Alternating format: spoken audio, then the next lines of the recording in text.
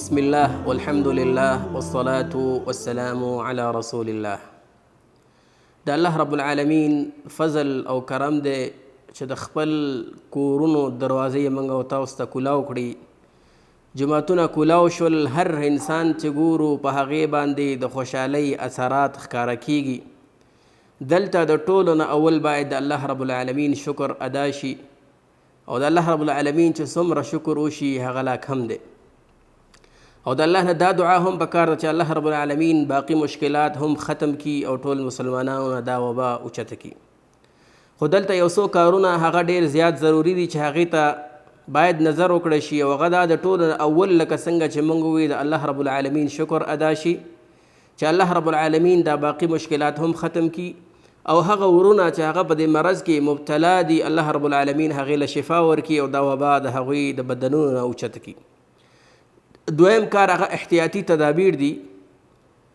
دا ذهن کې نیول پکار دي چې کرفیو ختم شوه سعودي عرب کې، لیکن کرونا پاتې ده.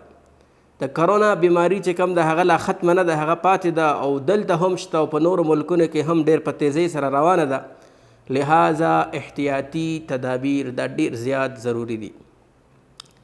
کرفیو ختم شوه لیکن احتیاطي تدابیر پاتې دي. احتیاطي تدابیر لا ختم نه دي، باید هر انسان د هغې سوچ وکړي. د ټولو نه ضروري او اهم شیز هغه خپل منځ کې فاصله ساتل دي چې باید 2 میټر 1 میټر یا 1.5 میټر 6 فوټه فاصله چې کم د یو بل منځ کې پاتې شي. همدغه رنګې دویم ضروري شیز چې کم د هغه ماسک اچول دي، چې هغه فیس ماسک چې کم د هغه مخ باندې واچول شي چې پوزه او خوله چې کم د هغه پټه وي، چې دا بنیاد دی. او دریم شي د هغه لاس ملاول دي چې هغې نه باید ځان وساتل شي. باید موږ او تاسو څه وخت پورې لږ برداشت وکړو، د یو بل نه خفه نه شو، یو بل سره سلام کوو لیکن لاس ملاو نه کړو، ځکه انسان نه پوهېږي یو بل ته مرض چې کوم دی هغه ټرانسفر کېږي، یو بل ته مرض ځي. نو احتیاطي تدابیر دا شرعا مطلوب دي، باید هر انسان په دې باندې عمل وکړي. همدغه رنګې بل ضروري خبره هغه دا ده چې کله موږ او تاسو جوماتونو ته راځو، باید چې موږ او تاسو د خپل ځان سره خپل جاینمازونه خامخا راوړو. اکثره ملګري دلته موږ ګورو چې هغوی سره جاینمازونه نشته، سره د دې نه چې بار بار هغوی ته ویل کېږي، هغوی ته اعلان کېږي، هغوی ته ویناګانې کېږي، لیکن جاینماز هغه د خپل ځان سره نه راوړي. او نه اکثره ملګري چې کم د هغه ماسک نه اچوي. نو لہذا ماسک اچول، جاینماز راوړل دا د خپل صحت دپاره، د ټول نه اول د خپل ځان د صحت ساتل دي. او هغه دا دی چې انسان ته نه پوهېږي چې تا نه مخکې دلته چا مونځ کړی دی، چا لاس ایښی دی، او چا دلته خپله پوزه ایښې ده، سجده کړې ده، او هلته لهذا ته هم ورشې او هلته ته سجده وکړې، لاس کېږدې، نو دا مرض تا ته هم الله مکه در رسېدلی شي. نو دا ډېره انتهایي ضروري خبره ده چې انسان د خپل صحت حفاظت وکړي، فاصله منځ کې پرېږدي، لاس ملاول نه ځان وساتي، او همدغه رنګه ماسک چې کوم دی هغه خامخا واچوي.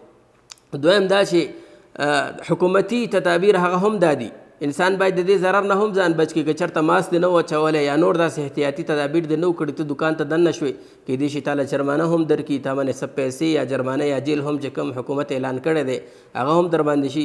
نو لہذا دې نه ځان ساتل پکار دی.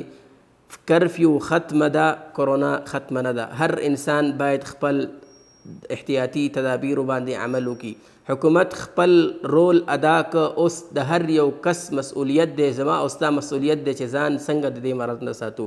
الله رب العالمین د موږ او تاسو د مرض نه وساتي، او الله رب العالمین د دا وبا او دا مرض د ټولو مسلمانانو نه اوچت کړي. وصلی الله علی النبي محمد وعلى آله وصحبه اجمعین.